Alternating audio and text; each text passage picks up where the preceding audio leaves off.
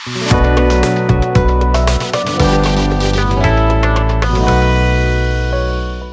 हम संधि का आगे का प्रकरण देखते हैं और आज हमारे सामने है विसर्ग संधि। बिल्कुल विसर्ग संधि, विसर्ग संधि।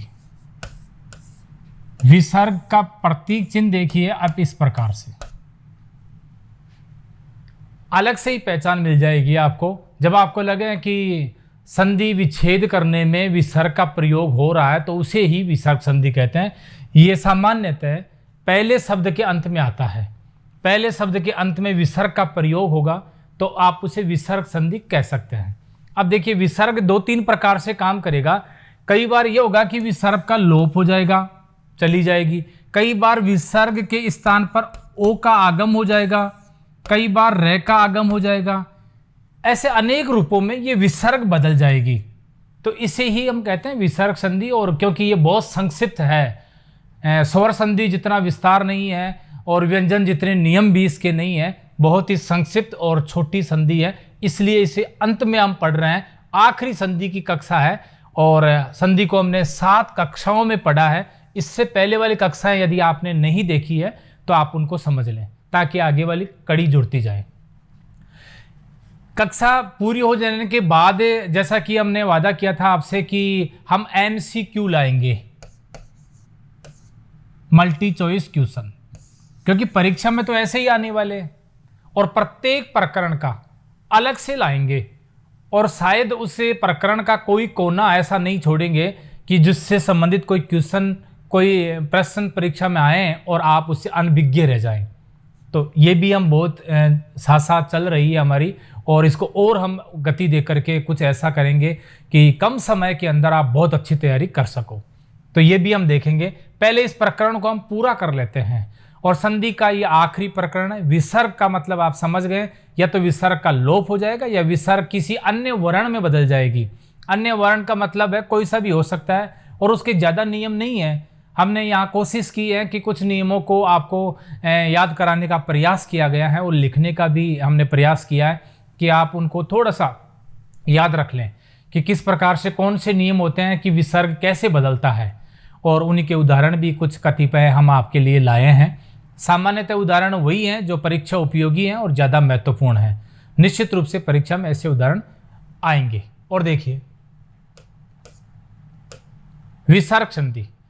विसर्ग संधि, विसर्ग का लोप होकर या फिर विसर्ग के स्थान पर कोई वर्ण आ जाए, या तो कोई वर्ण में बदल जाएगी विसर्ग या लोप हो जाएगी, तो उसे कहेंगे विसर्ग संधि। और जैसा कि हमने कहा कि पहले शब्द के अंत में और पहले शब्द का अंतिम वर्ण के बाद में अंतिम वर्ण यहाँ अब आपका ए आ या फिर व्यंजन नहीं होगा, अब उसके स्थान पर क्या होगी, विसर्ग होगी। स्वर संधि में हमने क्या देखा था, स्वर आएगा अंत में। व्यंजन में क्या देखा था, स्वर भी आ सकता है और व्यंजन भी आ सकता है। लेकिन इसमें विसर्ग संधि में क्या आएगा, अंत में विसर्ग। तो आप समझ आएंगे ये विसर्ग संधि है। और इसके उदाहरण बहुत कम हैं, यानी स्वर संधि का जो 5 में से 1 भेद है उतनी बड़ी यह है, इसलिए एक कक्षा में ये पूरी भी हो जाएगी। और ध्यान से देखिए, हम सीधे उदाहरणों पर आते हैं और उदाहरणों में भी हम कुछ नियम लेकर आए हैं। पहला नियम देखिए, विसर्ग का क्षय में बदल जाना। विसर्ग का क्षय में बदल जाना, और किस क्षय में, इस क्षय में। हलन तो आएगी क्योंकि ये व्यंजन है। अब अगर आगे स्वर आ जाएगा तो पूरा हो जाएगा, और कोई स्वर आया मात्रा वाला तो मात्रा लग जाएगी, अन्यथा ये आधा ही रहेगा अगर आगे व्यंजन आ गया है तो इस प्रकार के में बदल जाना। क्या बदलेगी, विसर्ग बदलेगी। विसर्ग आपको ज्यादा माथापच्ची भी नहीं करनी है यदि, और अगर विसर्ग संधि का सवाल सही करना है तो आपके लिए ये कारगर सिद्ध होने वाला है कि आप उदाहरणों को याद कर लें। और उदाहरणों को भी ज़्यादा याद करने की आवश्यकता नहीं है, क्योंकि किसी न किसी रूप में आप उन उदाहरणों को पहले से जानते हैं। बस एक बार उनकी पुनरावृत्ति करनी है, एक बार पुनः उनको आपको देखना है और याद हो जाएंगे बस, कि ये इस प्रकार से निष्कपट का निह धन कपट होता है बस। तो आप इसके संबंधित और भी शब्द आएंगे और इससे विशेषता मेल खाएंगे तो उनमें भी इस प्रकार विसर्ग क्षय में बदल जाएगी।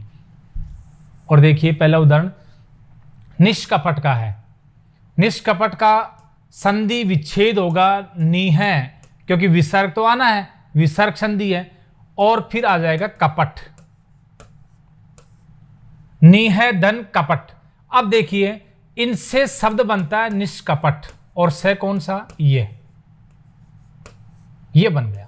आगम किसका हुआ है, इस से का हुआ है, और ये से कैसा है, ऐसा है। आगे क्या था, कै, और इसे पूरा कर भी नहीं पाया। कई बार पूरा कर भी देगा तो आप ये ना सोचे कि यहाँ पूरा कैसे हो गया, उस स्वर का मेल होने से वो पूरा होता है। यहाँ व्यंजन आ गया और स्वर नहीं आया, इसलिए आधा ही रहेगा, और इस प्रकार से लिखेंगे। सब शुद्धि की बात करें तो निश्चित रूप से निष्कपट शब्द ऐसे ही लिखेंगे, निष्कपट। और संधि पूछे तो देखो आपको क्या करना है, नी है विसर्ग और आगे शब्द कपट है, आपको पता है निष्कपट कपट से बना है, तो ये लीजिए नी है, नी के विसर्ग लगाकर नी है धन कपट से बन जाएगा निष्कपट। बहुत महत्वपूर्ण है, इसे याद रख लेना। अब है दुष्प्रकृति, और देखिए दुष्प्रकृति ऐसे ही लिखेंगे। अब आपको दिख रहा है दुष् भी दिख रहा है और प्रकृति भी दिख रहा है, तो आप देखिए दुष् में आप उपसर्ग वाला से नहीं लगाएंगे। अगर आपसे पूछे उपसर्ग कौन सा है तो दुष् हो गया, लेकिन हम पढ़ रहे हैं यहां पर विसर्ग संधि, इसलिए हम क्या करेंगे, दु है धन प्रकृति, आगे वाले वैसे ही रहेंगे। ये वही बात है कि आपसे पूछा गया दुशासन, और देखिए दुशासन ऐसे लिखेंगे, ठीक, इसी से समझ लीजिए दुशासन। अब आपसे कहा जाए कि इसमें विसर्ग संधि बताइए, तो आप क्या कहेंगे, दु है धन शासन। आपसे कहा जाए कि उपसर्ग बताइए, तब आप दु है नहीं करेंगे, क्योंकि दु है उपसर्ग है नहीं, क्या है दुस, और आगे क्या है शासन। एक ही शब्द है लेकिन टुकड़े दो प्रकार से हैं। प्रत्यय को अलग रखेंगे, उपसर्ग को अलग रखेंगे, समास विग्रह को अलग रखेंगे, संधि को अलग रखेंगे, ये याद रखें आप। तो यहां हम संधि के संदर्भ में कौन सा होगा, परीक्षा में ये भी आएगा और आप देखेंगे कि ये भी सही हो रहा है, लेकिन ये संधि नहीं है, यहां विसर्ग संधि नहीं है। विसर्ग संधि कहां है, यहां है, और ये सही तरीका है विसर्ग संधि का, ये याद रखेंगे।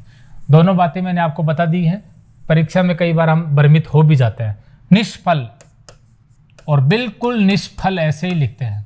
अब आप समझ गए होंगे इसका भी क्या होगा, निह और फल, निह धन फल से क्या बन गया, निष्फल। अब यहां कहने का मतलब आप नियम बना रहे हो, वैसे कोई नियम है नहीं, कोई भेद है नहीं इसका।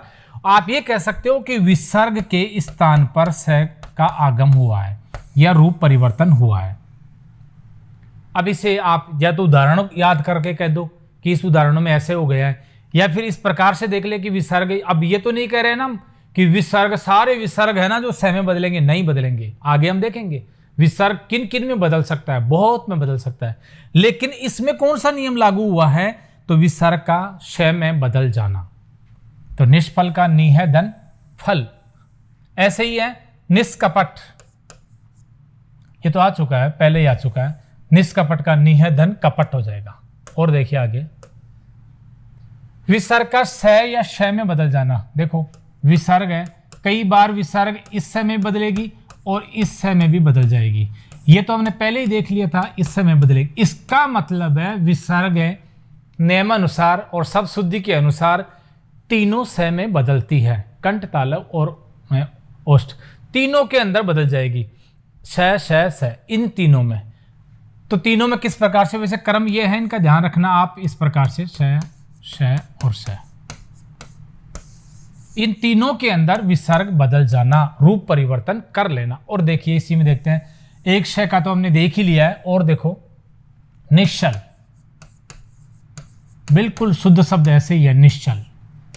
अब इसमें पूछे आपसे संधि विच्छेद कीजिए, तो नि है धन, अब आगे क्या करेंगे, चल, बिल्कुल यही होता है। नि है तो है, उसमें भी नि है था, लेकिन उसमें देखो श कौन सा बन रहा था, इसमें कौन सा बन रहा था, आपने ऐसा तो कहीं नहीं देखा ना, निश्चल।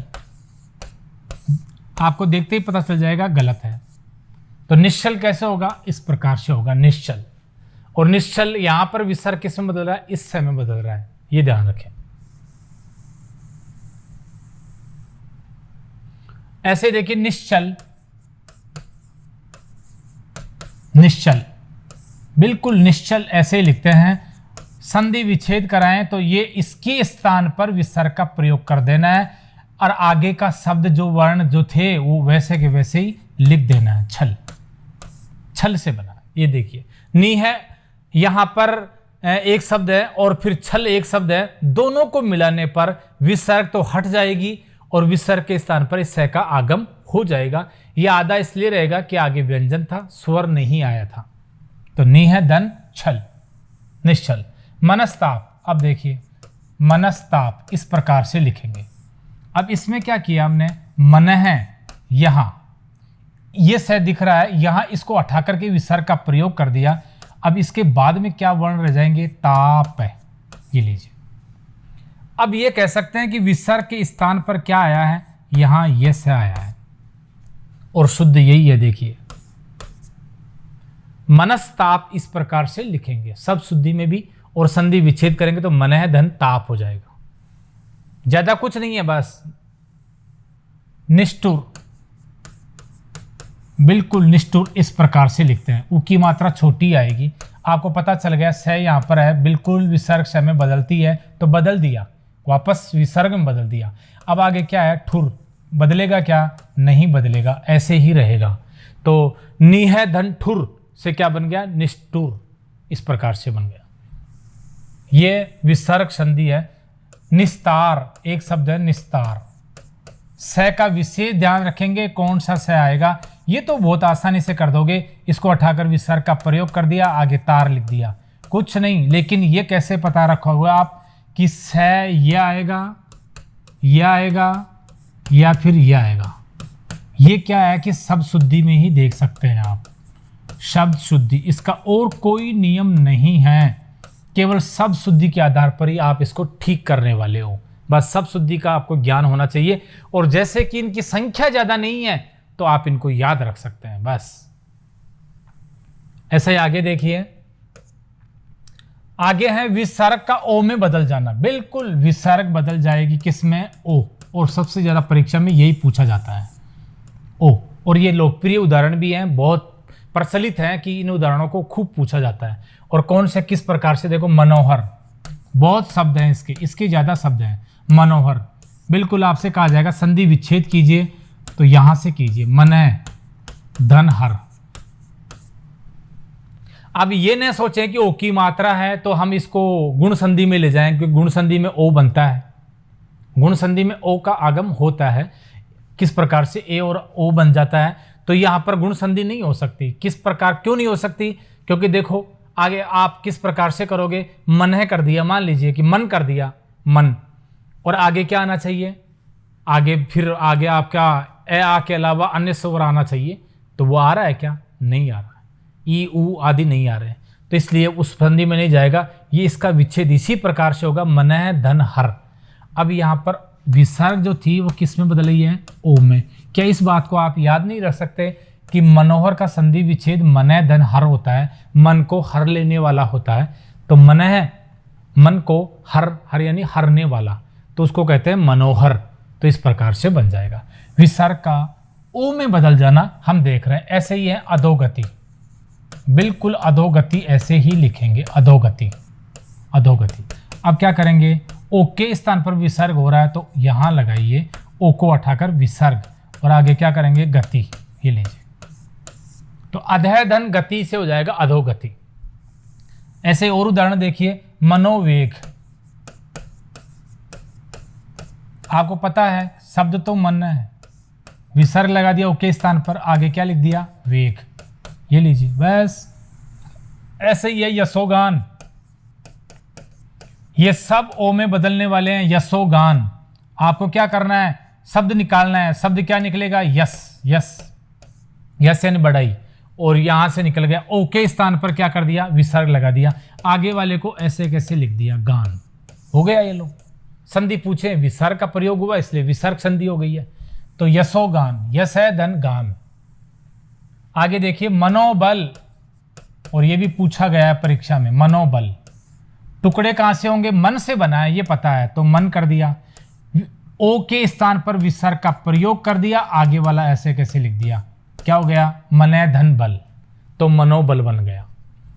ऐसे ये मनोयोग कुछ भी नहीं, एक ही शब्द से समझ सकते हो आप, मनोयोग एक शब्द से ही समझ सकते हो आप, या और शब्दों से देख ली, इतने ही उदाहरण है इसके, और उदाहरण ही नहीं है। मने, ओ के स्थान पर विसर्ग का प्रयोग, आगे वाले को आपको बदलना नहीं है, तो मने धन योग से बन गया मनोयोग। विसर्ग के स्थान पर किसका आगम हो गया है, ओ का आगम हो गया है। ये बहुत संक्षिप्त और कम उदाहरण लेकर आती है और परीक्षा में सामान्यतः बहुत कम पूछी जाती है, इसकी संभावना नगण्य है। और देखिए आगे,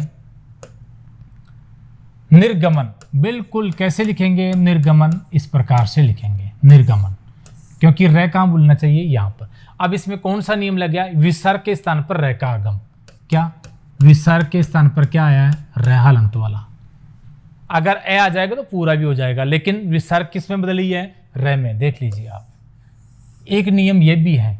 अब हम ये सबको याद रखेंगे कि विसर्ग ओ में बदल रही है, श में बदल रही है, और रह में भी बदल रही है। और यहाँ देखिए निर्गमन, अब आपको रह कह दिया विसर्ग रह में बदलेगी, तो वापस रह को किस में बदल देंगे, विसर्ग में, तो ये क्या हो जाएगा, नी, क्योंकि रह यही है तो यहीं पर विसर्ग का प्रयोग कर दिया, नी है। और आगे शब्द क्या बच गया, ग मैं न, ये लीजिए, कितना सरल है। आपको बस ये नियम याद रखना था, विसर्ग को रह में बदलना है, और रह है तो वापस उसको विसर्ग में बदलना है, नी है धन गमन हो गया, निर्गमन।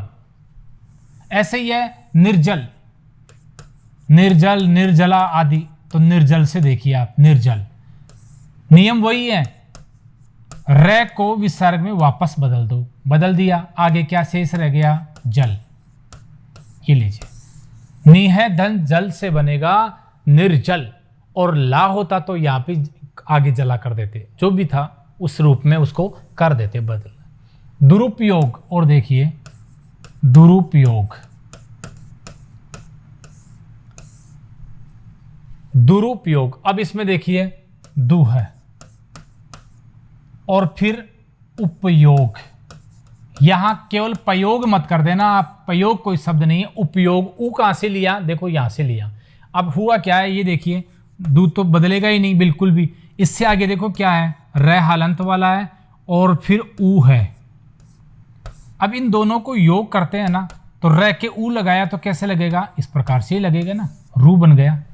अब ऊ को हम अलग हटा रहे तो शेष क्या रह गया, रह, और रह गया, इस प्रकार से रह गया, और यही हम विसर्ग में बदल रहे थे, तो देख लो इसके स्थान पर विसर्ग लगा दी, बाकी वाले कुछ नहीं बदले, ऊ अलग जाएगा तो इसमें जुड़ जाएगा उपयोग। ध्यान से समझने पर ही पता चलेगा, और बहुत सरल है ये। कई बार सोच रहे होंगे कि रू की जगह विसर्ग आई है, रू की जगह नहीं आई है, रह हलंत वाले की जगह आई है, बाकी ऊ को तो इसमें जोड़ दिया उपयोग। ये महत्वपूर्ण है। निर्यात, ये सरल है बिल्कुल, क्या बताया था, विसर्ग के स्थान पर रह और रह के स्थान पर विसर्ग, तो रह के स्थान पर विसर्ग लगा दिया, शेष क्या रह गया, यात, ये लीजिए, निह धन यात से बन गया निर्यात, बस। और देखिए दुर्बल, दुर्बल, रह के स्थान पर क्या लाएंगे हम, विसर्ग लाएंगे, तो दु है धन बल, क्या हुआ है, इस रह को हटाया और इसके स्थान पर क्या ले आए, विसर्ग, और ये दे दिया और कह दिया इनसे कौन सा शब्द बनेगा, तो विसर्ग के स्थान पर आपको किसका आगम करना है, रह का आगम कर लेना है, तो इस प्रकार से हो जाएगा दुर्बल। एक है निर्मम, उसी नियम से निर्मम, रह के स्थान पर क्या कर दिया, विसर्ग, और आगे क्या रह गया, मम, तो मम, बस, निह धन मम से बन जाएगा निर्मम, बस। तो यहां हम देख रहे थे विसर्ग का रह में परिवर्तन हो जाना, और देखिए विसर्ग का लोप हो जाना, बिल्कुल विसर्ग हट जाएगी और कुछ भी परिवर्तन नहीं होगा, बस उन शब्दों को एक मिला दिया या एक इकाई मान ली है, विसर्ग को हटा देते हैं। कैसे, तो भी विसर्ग संधि होगी। देखो शब्द है अतएव, ऐसे ही लिखते हैं, लेकिन हम क्या ऐसे भी लिख सकते हैं, अतः धन एवं, बिल्कुल लिख सकते हैं। और देखो इसका लोप हो गया, न ओ में बदली, न रह में, न किसी स में, इनको संधि अगर करेंगे तो विसर्ग हट गई और क्या बन गया, अतएव। अतः धन एवं से अतएव ही बनेगा, आप और कोई मात्रा या और किसी का आगम नहीं करेंगे। ऐसे ही है, आपसे कहा गया पय धन आदि से बनाइए, तो इनको मिलाना नहीं है, बस अलग अलग रखना है। क्या? पय आदि। या फिर दूसरा प्रकार देखिए पयादि, तो भी एक ही बात है, लेकिन यहां पर देखो वो दीर्घ संधि बन गई है। यहां ए का आ से आगम होने से, योग होने से या आ बन गया है। इसमें क्या था? ए, इसमें क्या था? आ, और ये नियम क्या बन गया? आ। ये कौन सी संधि का नियम हो गया? दीर्घ संधि का हो गया। ये हम पहले पढ़ चुके हैं, इसलिए इन चीजों को आगे नहीं देखना, जिस संधि को पढ़ रहे हैं उसी को देख लीजिए। पय धन आदि से क्या बनेगा? पय आदि। बस यहां विसर्ग का लोप हम देख रहे हैं। ऐसे ही देखिए रज उद्गम, आपसे कहा जाएगा संधि विच्छेद कीजिए। क्या करना है? रज है और कौन सी संधि? विसर्ग आ गई, तो विसर्ग उद्गम, इस प्रकार से रजय धन उद्गम, रज उद्गम। यहां विसर्ग का लोप हुआ है। बस इतने ही नियम है, सामान्यतः यही नियम है और उदाहरण भी यही है। इनके अलावा कोई उदाहरण मिलेगा तो बिल्कुल इनसे मिलता हुआ ही मिलेगा। और कैसे मिलेंगे ये और देख लीजिए। थोड़े से ये उदाहरण हम लेकर आए हैं जो परीक्षा में बार बार पूछे गए। नमस्ते, नियम तो मैं पहले ही बता चुका हूं आपको, नमस्ते। अब देखो आपसे कहा जाएगा संधि विच्छेद कीजिए। कहां से करना है? इससे ऐसे करना है। आपको पता है कि विसर्ग स में बदलती है, तो स किस में बदल जाएगा? विसर्ग में। आपको क्या करना है? नमः, और इस स के स्थान पर क्या कर दी? विसर्ग। आगे क्या शेष रह गया? ते। ये लीजिए। ऐसे ही है नमस्कार, देखो एक शब्द नमस्कार ऐसे लिखेंगे। आपको क्या पता था कि सैर विसर्ग में बदलता है, तो यहां ही लगा दीजिए ना विसर्ग, इसको हटा दीजिए। और आगे क्या शेष रह गया? कार। तो नमस्कार का क्या होगा? नमः धन कार। नमस्ते का क्या होगा? नमः धन ते। बस ये कुछ महत्वपूर्ण है। ऐसे देखिए पुरस्कार, पुरस्कार ऐसे लिखते हैं, पुरस्कार नहीं होता, पुरस्कार ही होता है। अब देखो इस से को विसर्ग में बदलना है तो क्या बनना है? पुर है, यहां इसको हटाया कर, और आगे क्या रह गया? कार। बस कुछ भी नहीं करना। पुरह धन कार से बनता है पुरस्कार। कहने का मतलब है विसर्ग किस में बदली है? श में बदली है। और ये पता होना चाहिए शब्द शुद्धि में श कौन सा आएगा? पुरस्कार। ऐसे ही है यशोदा। अब वो नियम याद आ गया आपको कि ओ बदलती है, विसर्ग ओ में बदलती है, तो वापस ओ को किस में बदल देंगे? विसर्ग में। यश है और आगे क्या शेष रह गया? दा। तो यशोदा का संधि विच्छेद हो जाएगा यश धन धा। बस याद रखें, यशोदा। ऐसे ही है सरोज, ये भी विसर्ग ओ में दिख रहा है आपको, ओ में, तो आपको क्या करना है? वापस ओ को विसर्ग में बदल देना है, सरय धन जय। और सरय तालाब को कहते हैं, जय यानी जन्म, तालाब में जन्म होने वाला। सरोज, सरोज को किसका पर्यायवाची है? कमल, इसलिए कमल को पर्यायवाची में सरोज भी कहते हैं। तो सरह धन जय, सरह यानी तालाब, सरोवर, सरोवर में जिसका जन्म हुआ है वह अर्थात कमल। मनोयोग, मनोरोग, मनोयोग भी आ सकता है, रोग भी आ सकता है। तो आपको क्या करना है? ओ को वापस विसर्ग में बदलकर आगे वाले को ऐसे कैसे लिख देना है। इससे सरल संधि कोई सी भी नहीं है, सबसे सरल संधि है। कम नियम और बहुत कम परिवर्तन और बहुत कुछ कम याद करना पड़ा है। अब आगे देखिए एक बहिराक्रमण, ये सब देखिए, और ये ज्यादा महत्वपूर्ण है, शुद्ध है ये। अब इसके लिए कहा जाएगा कि इसमें संधि विच्छेद कीजिए। अब देखिए कैसे करेंगे। बही और आक्रमण, बिल्कुल संधि इस प्रकार से होगी, बही धन आक्रमण, विसर्ग लगाई। अब ये आप पूछो, आप समझो इस बात को कि ये विसर्ग किसके स्थान पर आई है? बिल्कुल विसर्ग आई है र के स्थान पर, यानी कि विसर्ग किस में बदली है? र हलंत वाले में बदली है, और ये हम पहले बता चुके हैं। कैसे बदली है ये थोड़ा जान लीजिए। देखो वापस करते हैं। ब ही, विसर्ग के स्थान पर हमने क्या कहा था, र आएगा, और आगे देखो आ रहा है उसमें तो आ भी लिखेंगे, और क्र आ रहा है क्र, और मैण है। इस प्रकार से बन गया। ये समझने के लिए है। अब हम जो जुड़ रहे हैं ना उनको जोड़ देंगे। अब देखो र के बाद आ रहा है, इसके बाद आ रहा है, तो अब क्या बन जाएगा, आ की मात्रा लग जाएगी रा, और बाकी के ऐसे ही रहेंगे।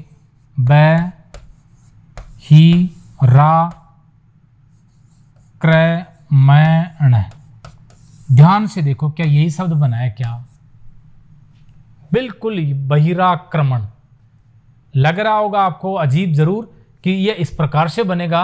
रा बनती है क्या विसर्ग, या विसर्ग र बनती है कि नहीं, र हलंत वाली विसर्ग बनेगी। लेकिन आगे जैसा कि कहा था, स्वर का आगम हो जाने से स्वर की मात्रा तो लगेगी, इसलिए स्वर की मात्रा आ की मात्रा लगने से बहिराक्रमणी होगा। कई बार परीक्षा में ऐसे नहीं दे करके आपको यही दिया जाएगा, क्या, ये, और आपसे कहा जाएगा इस संधि विच्छेद का संधि कीजिए। अब संधि करनी है, ये संधि विच्छेद दिया हुआ आ गया, अब आपको क्या करनी है, संधि करनी है। अब देखो कैसे करनी है, वही नियम है, ब ही, और आपको पता है कि र विसर्ग के स्थान पर आ रहा है तो र हलंत वाला बताया था, बिल्कुल हलंत वाला। प्लस को हटा दो, आ जाएगा आगे वाला। आगे वाले शब्द बिल्कुल नहीं बदलेंगे, ऐसे ही आएंगे। इन दोनों को ध्यान से देखो, र के बाद आ रहा है तो अलग अलग लिखने की कहाँ जरूरत है, रा हो जाएगा ना, और क्या बन जाएगा, बही, रा, क्रमण। और कोई नियम नहीं लगा है, बस ये सामान्य जानकारी है, ये महत्वपूर्ण है। इस प्रकार से बनेगा बहिराक्रमण। एक है आश्चर्य। अब देखो आपको बताया था कि ये स के स्थान पर विसर्ग बदलती है, तो आपको भी यही करना है। ये लो आ, इसको हटा दो, इसके स्थान पर विसर्ग लगा दो। आगे शब्द क्या रह गया, चर्य। ये लीजिए, आहे धन चर्य से बनता है आश्चर्य, तो इस प्रकार से इसका विग्रह हो गया।